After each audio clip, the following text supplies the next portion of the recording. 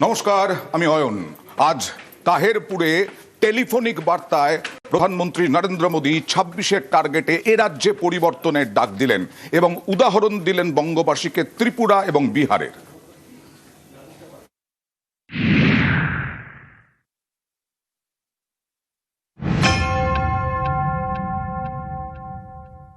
मैं पश्चिम बंगाल की प्रबुद्ध जनता से हाथ जोड़कर आग्रह कर रहा हूं, अब बीजेपी को मौका देकर देखिए। एक बार यहां बीजेपी की डबल इंजन सरकार बनाकर देखिए, हम कितनी तेजी से बंगाल का विकास करते हैं। पश्चिम बंगाल का हर गांव, हर शहर, हर गली, हर मोहल्ला कह रहा है बातें चाई बीजेपी ताई।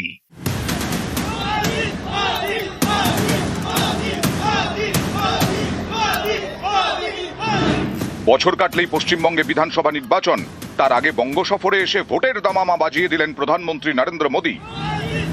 বুঝিয়ে দিলেন ২৬-এ তাঁর টার্গেট বাংলা।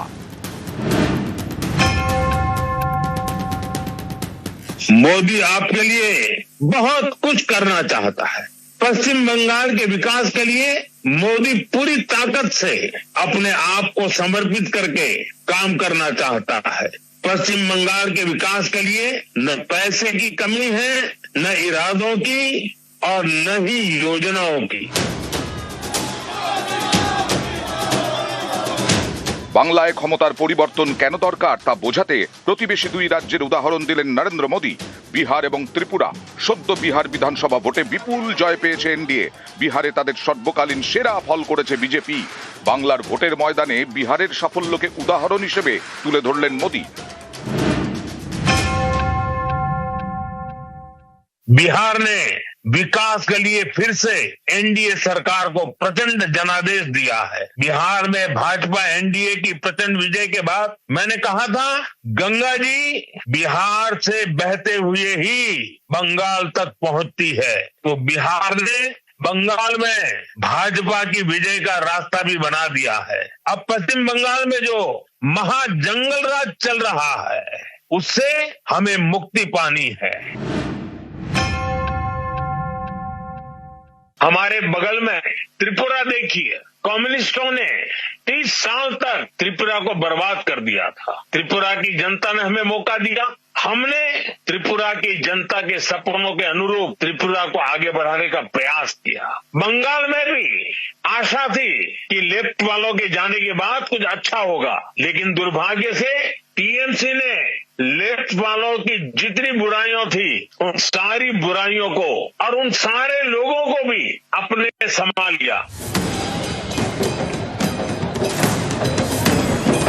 ২০১৯-এর লোকসভা ভোটে এ রাজ্যে বিপুল সাফল্য পায় বিজেপি। ২১-এর বিধানসভা ভোটে বাংলা দখলের টার্গেটে সর্বশক্তি নিয়ে ঝাঁপিয়েছিল পদ্ম ব্রিগেড, কিন্তু ৭৭-এই থেমে যায় লড়াই। এবার ২৬-এ ফের মিশন বাংলা নিয়ে ময়দানে বিজেপি। এবছরে এ নিয়ে চতুর্থবার বাংলা সফর করলেন প্রধানমন্ত্রী। নিউজ ১৮ বাংলা। আরে পাল্টা প্রধানমন্ত্রীর জঙ্গলরাজ তোপে পাল্টা তৃণমূল। বিজেপি আমলে দেশ জুড়ে জঙ্গলরাজ বলে তোপ, বাংলায় উন্নয়নের খতিয়ান দিয়েই তোপ কুণাল ঘোষের। পশ্চিমবঙ্গে সিপিএম এর জমানায় জঙ্গলরাজ চলতো, দেশে বিজেপির অপশাসনের জঙ্গলরাজ চলছে। সেখানে পশ্চিমবঙ্গ হচ্ছে স্বর্গোদ্যান। পশ্চিমবঙ্গে মানুষ অত্যন্ত উন্নয়নের মধ্যে আছেন, তারা দিদির সামাজিক কর্মসূচিতে সুরক্ষিত রয়েছেন। পশ্চিমবঙ্গকে জঙ্গলরাজ বলার আগে ত্রিপুরার দিকে তাকান, পশ্চিমবঙ্গকে জঙ্গলরাজ বলার আগে গুজরাটে পরের পর সেতু ভেঙে পড়ছে দেখুন। পশ্চিমবঙ্গকে জঙ্গলরাজ বলার আগে উত্তরপ্রদেশে কুম্ভ মেলায় পদপিষ্টের মৃত্যু মিছিল দেখুন। বাংলার দিকে আঙুল তোলার আগে মনে রাখুন যে আপনার সরকারের দফতরগুলি উন্নয়নের ক্ষেত্রে সার্টিফিকেট দিয়েছে পশ্চিমবঙ্গই সেরা বলে। আর খারাপ আবহাওয়ার জন্য আজকে তাহেরপুরে যেতেই পারলেন না প্রধানমন্ত্রী নরেন্দ্র মোদী। দমদম বিমানবন্দরে ফিরে এলেন, ফিরে এসে তারপরে টেলিফোনিক বার্তা।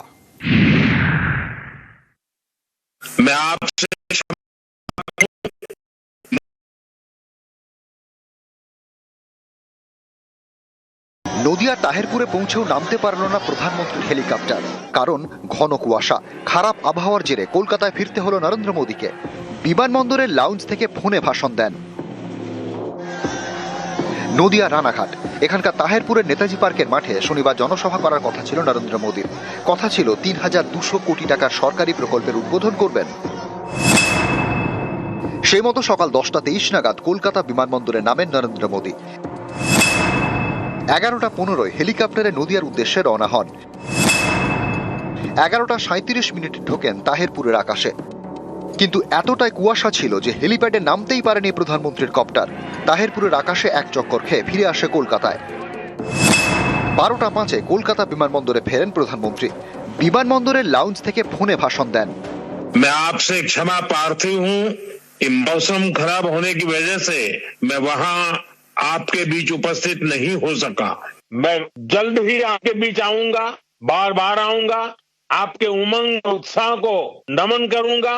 बंगाल के उज्जवल भविष्य के लिए कंधे से कंधा मिलाकर के आपके साथ काम करूंगा। হঠাৎ কেন কুয়াশার দাপট, যার জেরে নদিয়ায় নামতে পারল না প্রধানমন্ত্রীর হেলিকপ্টার? আবহবিদরা বলছেন এর জন্য দায়ী উত্তর ভারতের কুয়াশা। এখানে ফগটা হওয়ার কিছুটা অ্যাডভেকশনও হয়েছে, নর্দার্লি উইন্ড আছে, যার ফলে ওদিক থেকে ফগটা এসছে। এবং তার সঙ্গে আমাদের টেম্পারেচারও দেখবেন আজকে বেশ কম আছে। দিনের তাপমাত্রাটাও কম ছিল, সেই সঙ্গে একটা শ্যালো ফগ ছিল। নিউজ 18 বাংলা। আর এই যে তাহেরপুরে নামতে পারলেন না নরেন্দ্র মোদীর সফর, তাহেরপুর সফর বাতিল করলেন, এই নিয়ে কটাক্ষ তৃণমূলের। প্রাকৃতিক কুয়াশা না অন্তরের কুয়াশা, প্রশ্ন তুলে সরব ব্রাত্য বসু। আজকে তার চলে যাওয়ার পেছনে এক ধরনের হতাশাবোধও কাজ করছে। তিনি কৃষ্ণনগর নামতে পারতেন, কোথাও একটা নামতে পারতেন, তা উনি ভার্চুয়ালি বলতে পারতেন আপনাদের উদ্দেশ্যে, বাংলার উদ্দেশ্যে, বাঙালির উদ্দেশ্যে। উনি সে দায়িত্ব নিলেন না। এটা প্রাকৃতিক কুয়াশা না তার অন্তরে কুয়াশা, যে তিনি বুঝতে পারছেন যে প্রাকৃতিক বিপর্যয় এটা একটা রূপক মাত্র।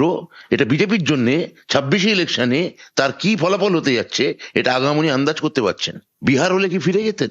আসাম হলে কি ফিরে যেতেন? আমার মুখ্যমন্ত্রী কোন স্টেডিয়ামে পৌঁছতে না পারলে তাকে বলা হয় পালিয়ে গেছেন। এইটা কি পালিয়ে যাওয়া নয়? 3 জন কর্মী মারা গেলেন, তাদের জন্য একটু সমবেদনা সূচক দুটো কথা বলতে পারতেন।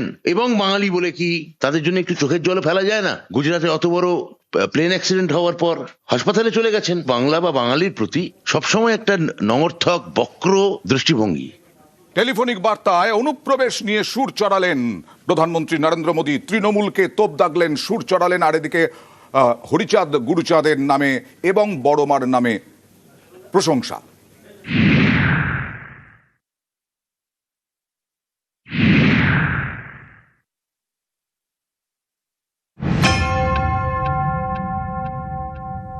जिन घुसपैठियों ने बंगाल पर कब्जा करने की ठान रखी है वो टीएमसी को सबसे ज्यादा प्यारे लगते हैं। यही टीएमसी का असली चेहरा है। टीएमसी घुसपैठियों को बचाने के लिए ही बंगाल में एसआईआर का भी विरोध कर रही है। ভোটের বাংলায় চলছে ভোটার তালিকার নিবিড় সংশোধন বা এসআইআর।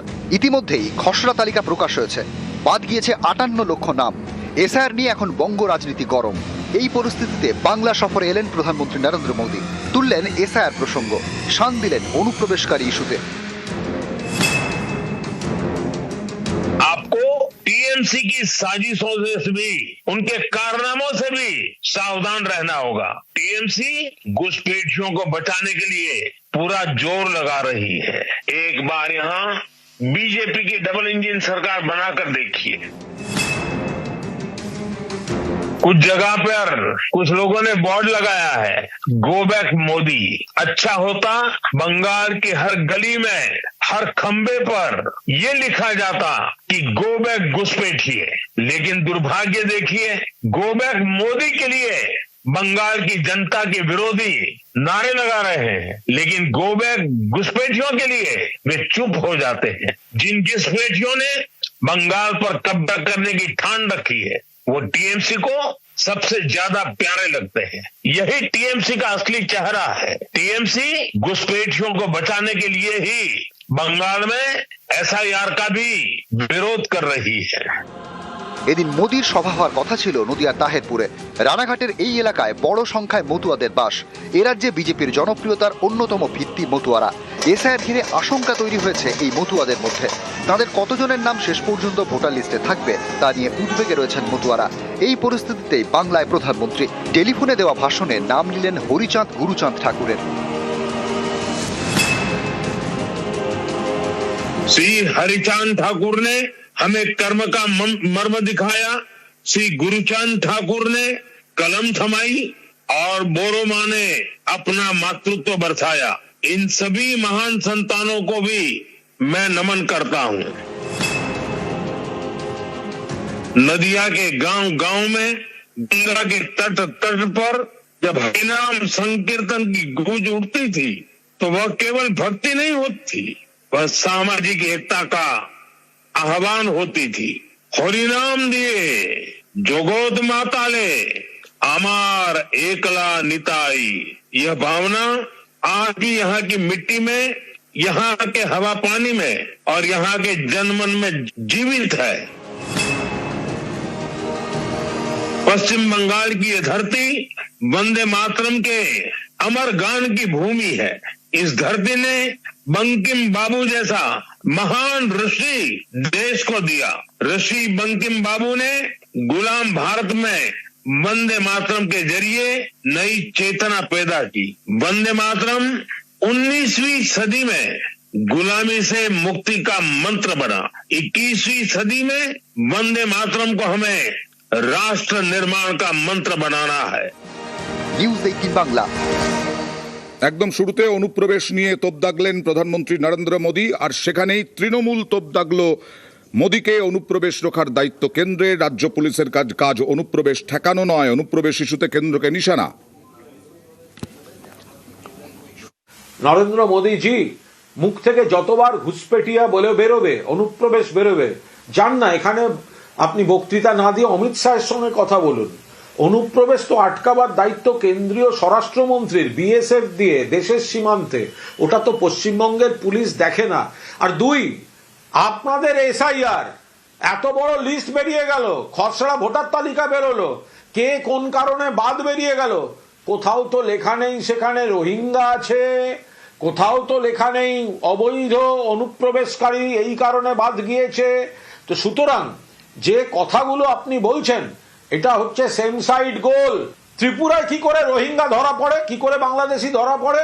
আপনার সরকারের দায়িত্ব দেশের সীমান্ত সুরক্ষিত রাখা। আপনার স্বরাষ্ট্র মন্ত্রক, আপনার স্বরাষ্ট্রমন্ত্রী, আপনার বিএসএফ, আপনার সেন্ট্রাল এজেন্সি, আপনি সেখানে ব্যর্থ। আপনি মুখে ফাটা রেকর্ডের মতো যতবার বলবেন ঘুষপেটিও, ততবার সেটা আত্মঘাতী গোল হিসেবে ট্রিটেড হবে।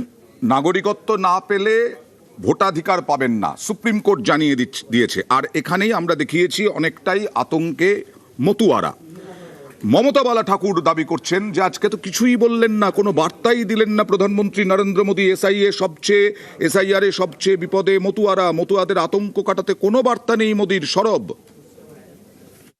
ঠাকুরবাড়ির যারা সন্তান, শান্তনু ঠাকুর, সুব্রত ঠাকুর, তারা বিভিন্ন সময় মানুষকে ভুল বার্তা দিয়ে এসআইআর এর মাধ্যম দিয়ে সিএর ফর্ম ভরে মানুষকে যে বলেছিল যে তাদের নাগরিকত্ব দেবে। সবকটা বিধানসভায় মতুয়ারা যেখানে যেখানে বেশি আছে সেখানেই সব থেকে বেশি পার্সেন্টেজ বাদ গেছে। এবং আজকে যে ভারতের প্রধানমন্ত্রী আসলো, ভার্চুয়াল যে মিটিংটা করলো, তার ভিতরেও কিন্তু কোনো আশা ভরসার কথা মতুয়াদের জন্য কিছু বলেনি। অনুপ্রবেশকারী যাদের কথা বারবার করে প্রধানমন্ত্রী বলছি, তাদের জন্য মমতা বন্দ্যোপাধ্যায় 10 কোটি টাকা দিয়েছিল, মতুয়া ওয়েলফেয়ার বোর্ড করে দিয়েছিল সরকারিভাবে, হিন্দুদের আপনারা নাগরিকত্ব দেবেন। কিন্তু আজকে সেই হিন্দুরাই সব থেকে বেশি বিপদে পড়েছে, সেই মতুয়ারাই আগে সব থেকে বেশি বিপদে পড়েছে। মতুয়াদের আজকে কালো পতাকা দেখিয়েছে, ধিক্কার জানিয়েছে ভারতের প্রধানমন্ত্রীকে, গো ব্যাক, তারা বাধ্য হয়েছে।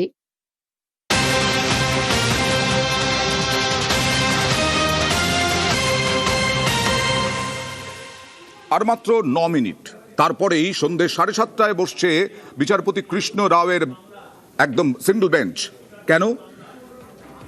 আরএসএস এর অনুষ্ঠানে না, আরএসএস এর অনুষ্ঠানে না পুলিশের 100 বছর আরএসএস এর, এবং আগামীকাল সায়েন্স সিটি অডিটোরিয়ামে প্রোগ্রাম ছিল, কিন্তু পুলিশ অনুমতি দেয়নি। কথা বলবো প্রতিনিধি অর্ণবের সঙ্গে। অর্ণব, এরকম জরুরি ভিত্তিতে শুনানি হতে চলেছে?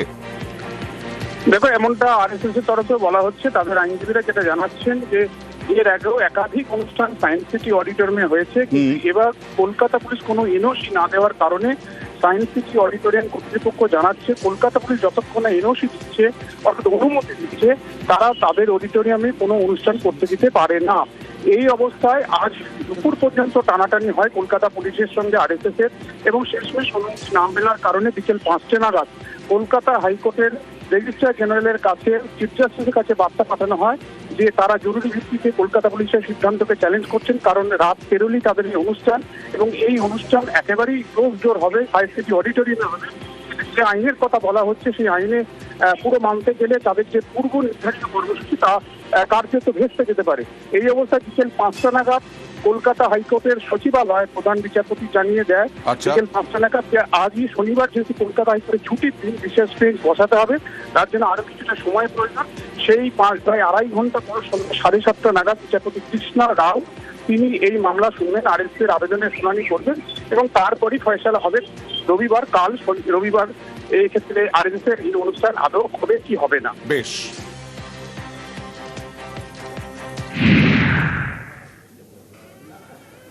এর আগে কাঁথি পুরসভা, তারপরে গয়েশপুর পুরসভাকে শোকজ করা হয়েছিল পুর নগরোন্নয়ন দপ্তরের তরফে। এবার খড়গপুর পুরসভাকে শোকজ করলো পুর নগরোন্নয়ন দপ্তর। কেন শোকজ, কি কি খামতি রয়েছে খড়গপুর পুরসভার কাজে, কথা বলবো প্রতিনিধি শঙ্করের সঙ্গে। শঙ্কর, পৌরসভার যে গাফিলতি এবং এই গাফিলতি জেরে বলা যায় যে শোকজ করা হয়েছে, তার কারণে যে এই শোকজ নোটিশে পরিষ্কারভাবে লেখা হয়েছে যে পৌর উন্নয়নের যে কাজ সেটা ঠিকভাবে করেনি এই পৌরসভা। যেরকম রাস্তা এবং সংস্কারের নালা সংস্কারের কাজ, এছাড়া পানীয় জল থেকে শুরু করে বলা যায় যে রাস্তায় যে আবর্জনা পড়ে থাকে তা সঠিকভাবে পরিষ্কার হয়নি। আর এই অভিযোগ তুলে কার্যত তাদেরকে বলা হয়েছে যে কি কারণে তাকে সরাবেন না, এবং জানতে চেয়ে তাদেরকে নোটিশ দেওয়া হয়েছে। কি বলছেন? দেখো, পুরপ্রধান জানিয়েছেন যে তাদেরই দলের কোন লোক এই অভিযোগ করেছে, আর যার ভিত্তিতে এই কাজ হয়েছে তিনি এই শোকজের উত্তর দেবেন মঙ্গলবার। দলের কেউ অভিযোগ করলেন আর তাতেই পুর নগর উন্নয়ন দপ্তর শোকজ করে দিল, এরকমটা হতে পারে নাকি? দেখা যাক। এটা দিয়েছি যাতে এলাকা পরিষ্কার রাখতে হবে, আর জলের সমস্যাটা, লাইট তিনটে যেটা আমাদের মিউনিসিপ্যালিটির দরকার হয়, সে তিনটে কিভাবে হচ্ছে না হচ্ছে ওটা 7 দিনের মধ্যে ওটা উত্তর দিতে বলেছে। বোর্ড মিটিং ডেকে একটা উত্তর দিতে, বোর্ড মিটিংটা ডাকছি মঙ্গলবার দিন একটা লিখবো, ওরা কি বলছে না বলছে সবার মতামত নিয়ে তো লিখতে হবে না। সঠিক নোটিশ এসছে, এটা কোনো ভুল কিছু নয়। আমাদের সঙ্গে সেরকম আলোচনা হয়, আমাদেরকে বিরোধীকে আমাদেরকে কোনো তোয়াজ্জাও করে না, সেরকম পৌরসভা কাজও হয় না। মানুষ কি চায়? মানুষ পরিষেবা চায়, মানুষ ট্যাক্স দিচ্ছে পরিষেবা দেওয়ার জন্য। লাইট আলো চায়, রাস্তাঘাট একটু ভালো হয়, জলের একটা সুবিধা হয়, এটাই তো মানুষ চাইছে। এটাই পৌরসভা হলে আমরা পৌরসভার সাথে থাকবো। আর বসিরহাটে পুরসভা বরখাস্ত, বসিরহাটে পুর বোর্ড ভাঙা হলো। পুর নগরোন্নয়ন দপ্তরের পক্ষ থেকেই এই পদক্ষেপ। বসিরহাটে পুরসভা বরখাস্ত, পুর বোর্ড ভাঙা হলো। পুর নগরোন্নয়ন মন্ত্রকের নির্দেশেই ভাঙা হলো। বসিরহাট পুরসভার দায়িত্বে প্রশাসক নিয়োগ, বোর্ড ভঙ্গের নোটিশ সব কাউন্সিলরের বাড়িতে, কাউন্সিলরদের কাজিয়ায় থমকে উন্নয়নের কাজ, এরকমটাই অভিযোগ ছিল। সরকারি তদন্তের পর পুর বোর্ড ভাঙার নোটিশ।